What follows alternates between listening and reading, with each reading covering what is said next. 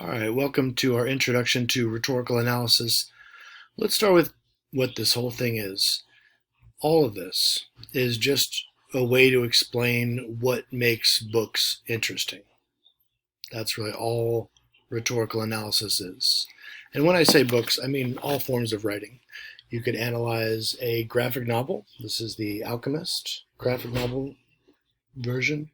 And you could use rhetorical analysis to say, why is this a good or interesting or effective book or graphic novel? You can do the same thing with any novel. This is the classic Alexander Dumas Count of Monte Cristo, which I'm in the middle of reading right now. In the middle, I'm at the beginning. I'm at the beginning. It's a long book. But if you're going to write an essay, a rhetorical analysis, for example, about this book, your goal would be to say, what does the author, this would be Dumas, his name, well, it's in cursive there. What does Dumas do in this novel that makes it awesome, that makes it interesting, that gets his message across? So what Aristotle devised many centuries ago was this. This is on page 241 in the rhetorical analysis lecture. These are the 5 parts of rhetoric. So if you're going to look at anything and ask yourself and do the analysis to figure out whether something is good or whether something is effective, this is where you start. You ask yourself, is it inventive? Is it creative in its approach? Is it different? In other words, is it unique? Arrangement is the word he uses for organization. How is it put together? That certainly is something that we'll have to look at. Now that I'm looking at this and doing this, I realize that that's going to have to be a whole other section.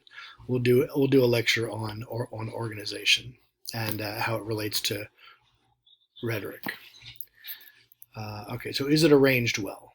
Is it put together in a way that makes sense? That's just a good general definition for effective organization or arrangement.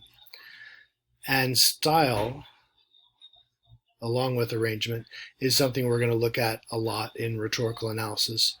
When we talk about style, we're mainly talking about devices, word choice, certain choices that authors make.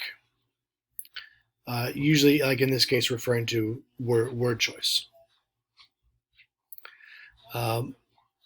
So style, more specifically, though, refers to what we now know and call rhetorical devices. And these could be things like antithesis, antistrophe. Metaphor is a literary device, but we also see that it has a rhetorical purpose. And that's really it. So if you're looking at a text, this is a graphic novel my wife just got us, The Silence of Our Friends, which I'm already halfway done with this one. That's pretty good. So if you're looking at a text like that one, that's all you need to look at, are really 1 through 3. 4 and 5 would refer to oral speech. Now, since this is an essay that I'm assigning you to write, I would mention that speeches are a good choice. They have a purpose. They're usually short enough that they make for a good analysis, and you can write a good analysis of it in 5 pages. So I would definitely recommend a speech. That would definitely be my recommendation. If you can find, for example, like a political speech, that would really those usually make for really good rhetorical analysis essays. So that would allow you to get to these last 2 parts of it, which is, does the speaker use effective memory and effective delivery? 2 things which I do have, but are probably pretty difficult to tell in this format, unfortunately. But those are the 5 parts of rhetoric. So if a text, a written or oral text, does these 5 things, it should be deemed effective. This is like a good touchstone point to look back at and say, well, how do I know whether something is effective or not? Right here. This is a good place to start. So let me pause for a second. I'm going to go back to the beginning of the lecture. So here we are on page 1. Let's go ahead and move forward. In Bell's Letters, a classic rhetorical analysis text where the author here, a rhetorician, Hugh Blair, um, wrote for a long time on basically, this type of thing.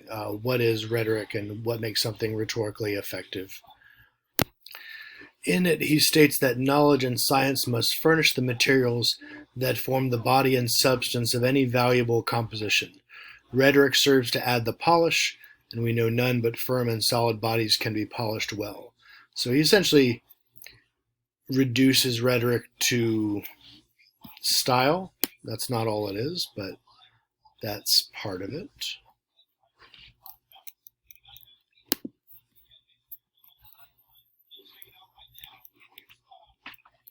Probably my favorite definition of what rhetoric is this one right here. This was a form of speech and teaching that developed in ancient China around 500 BCE.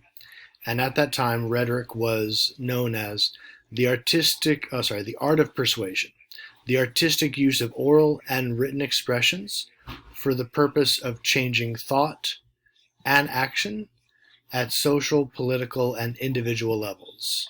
So that's probably the best definition of what rhetoric is.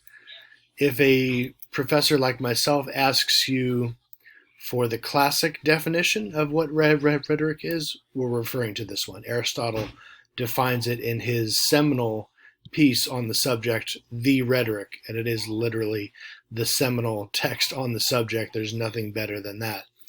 He defines rhetoric as the faculty of observing in any given case the available means of persuasion. So let's just quickly break that down because it's important. The faculty, meaning ability, of observing, right? Just ability to use the ability of observation to note individually in what situation and to what people one might be speaking to. When you're speaking to certain people, what's the right technique to use?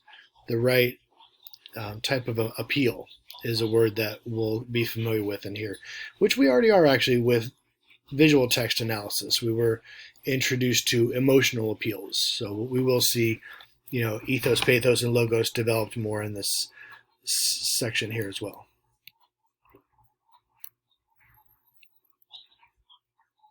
And rhetorician Kenneth Burke clarifies and says that old rhetoric, or what we know as like classical, was more concerned with persuasion and kind of forcing someone to agree with your argument. You're making an argument. That's the purpose of your speech.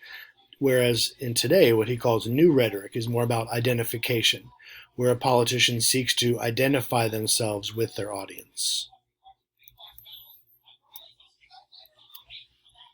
For this course and this essay, you want to think of rhetoric as meaning argumentation, persuasion, and the study of effective techniques of argumentation and persuasion. But the word itself does have more than 20 different definitions.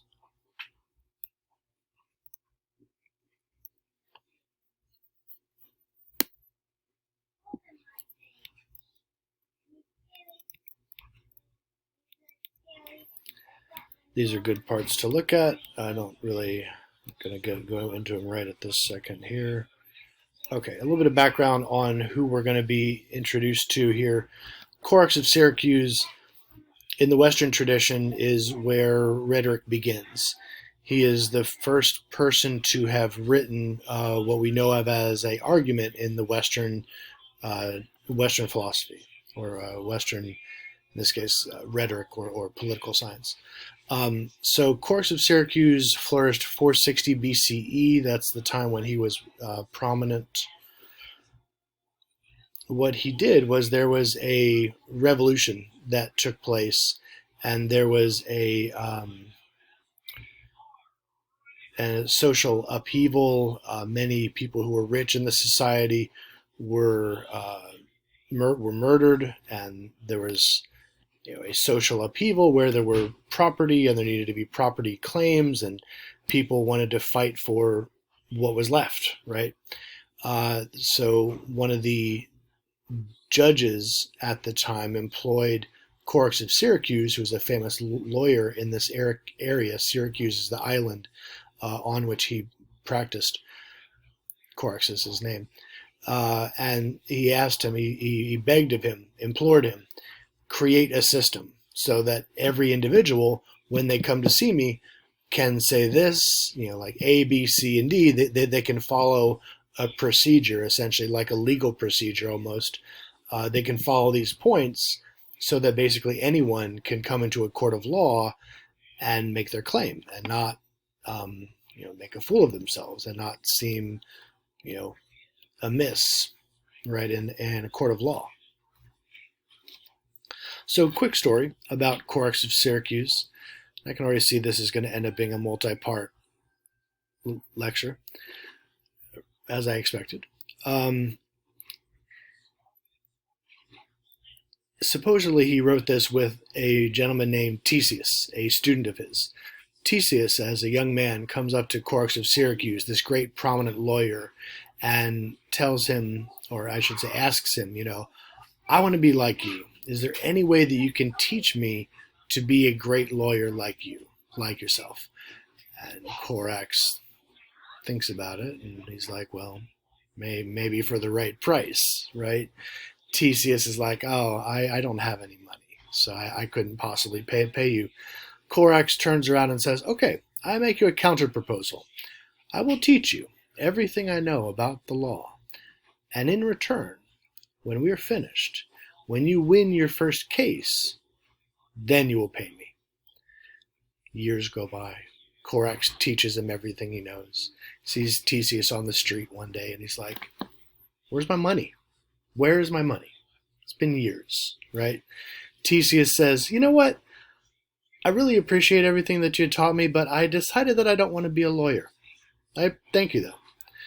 Corax sues him, knowing that no matter how it turns out, he should be victorious. If he loses the case, Theseus therefore would win his first case, meaning that by the law of their contract, he would have to pay Corax the money. If Corax is successful in a court of law, he can sue Theseus for the money that he supposedly owed him. The judge, looking at both of these people, brought them up, and he's like, hey, you're a bad apple from a bad tree. This is a bad case. Just get out of here. It's terrible. Aristotle is the other person who we're going to learn a lot about in this section. He was, of course, the first teacher of rhetoric in a classroom, and his model that we know as the Aristotelian argument is based on Corax's four parts of an argument. And Cicero, the last gentleman who we'll look at in detail for his influence, he was a lawyer, a politician. Basically, at this point in time, Greece was broken up into city-states. So there were individual regions and essentially like presidents of those regions. Cicero was one of those presidents for a period of time, after which time he worked in the Senate, and he worked to try to help the people. And in doing this, he made an enemy in someone named Mark Antony. He railed against him as a tyrant before he took control. He's like, don't elect this person. This person is going to be terrible. He's going to be an awful tyrant. And of course, Mark Antony does get, crowned the leader of the region. So the first thing he does is he, sends his guards after Cicero. And Cicero knows that this is coming. He actually tries to leave town. He's like getting into a boat. He's trying to escape. The guards get him. They slaughter him. They chop his hands off and his tongue off and nail it to the rostrum. The rostrum was a public place in the city where you could go and speak. So this was Mark Antony's political statement to Cicero's political statements of political freedom and, don't vote for a tyrant. That was Mark Antony's response to that, very severe. All right, here's where we're going to have to pause for right now. We'll pick up from here with part 2. Thank you.